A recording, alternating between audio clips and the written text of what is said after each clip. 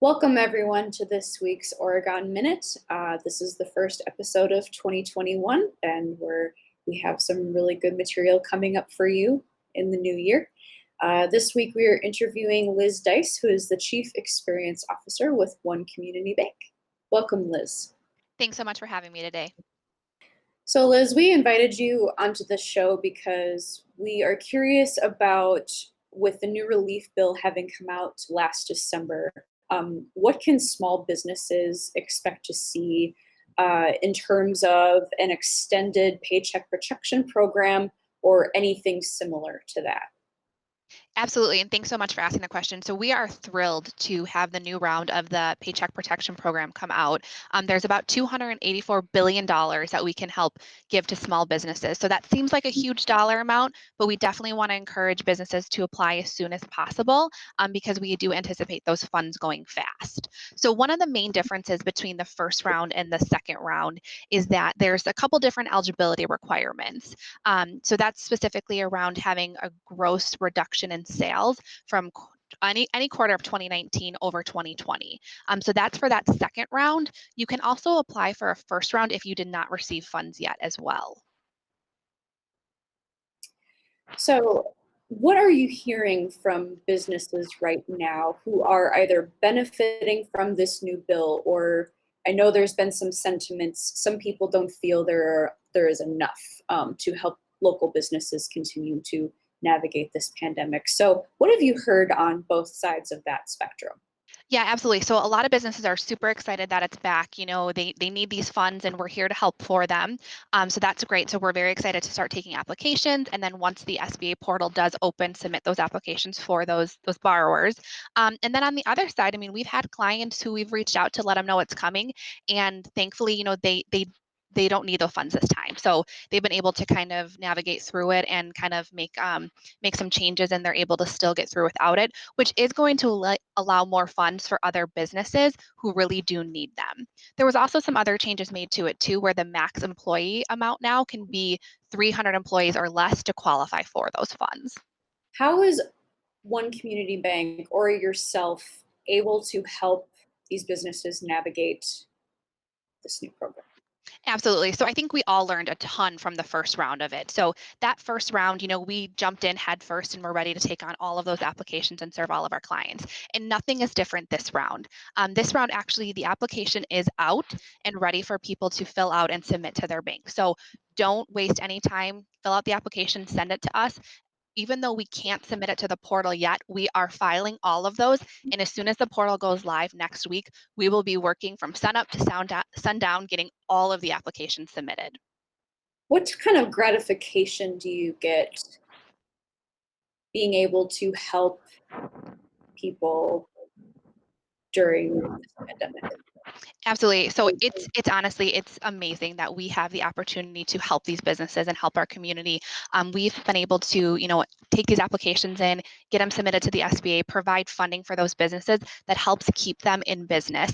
We all know that 2020 was a very difficult year, and we are just honored to be able to help submit those applications again in 2021 so those businesses can continue through the year.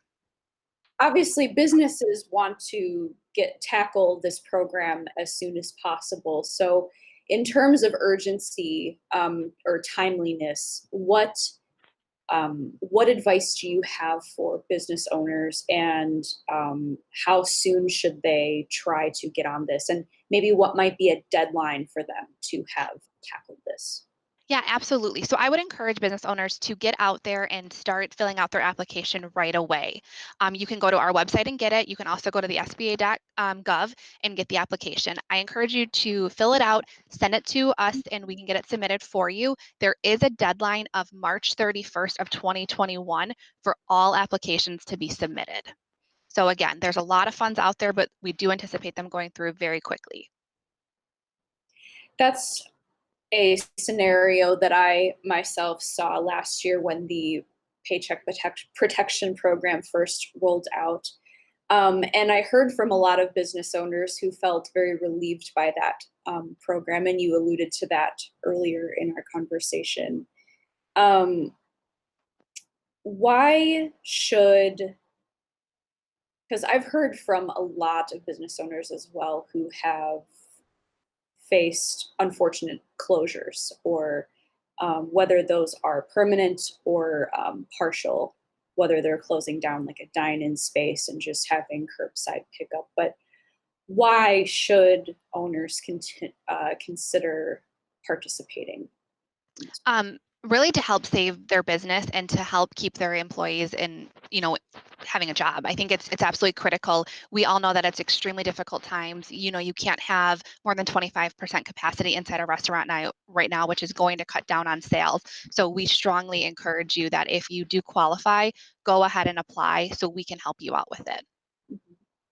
With your expertise, Liz, what industries have been, this is obviously an ever evolving situation, but what industries have been most impacted and continue to be the most affected by this pandemic, economically speaking? So, from my experience, the industries that are most impacted would be service industry. So, whether that is hairstylists, restaurants, gyms, different things like that, anybody who offers a service has historically struggled the most during this time just because the limited capacity that they can have. Liz, what can these funds be used for? Absolutely. That's a great question. So, funds can be used for payroll and benefit expenses. They can also be used for mortgage interest and also for utilities. So, that is a huge help for businesses to be able to not only use it for payroll, but also some of those other fees that they need in order to run their business. Liz, with the promise of loan forgiveness and the previous Paycheck Protection Program, what can business owners expect to see with that, if you know? Absolutely. Yeah, absolutely. So we've had a ton of businesses that have already received forgiveness. Some businesses have applied for forgiveness but not have received it yet just because of the backlog with it and the timeline to respond. They're still being processed. But that being said, not having received your forgiveness does not make you ineligible to apply again.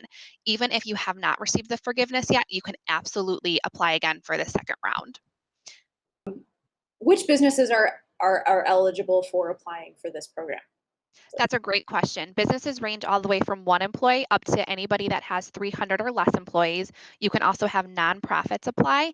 So that would be a 501c3 and a 501c6, which is new the second round. Is Before we conclude, is there anything that you would like to add in terms of what small business owners and really the village should know? Absolutely. So, one thing I really want to point out is you do not need to be a current client of one community bank in order for us to assist you with your PPP loan. Go ahead and go to our website, give us a call, fill it out, and we will absolutely help you through this time. So, just because you're not a current client does not mean that we're not able to help you with it.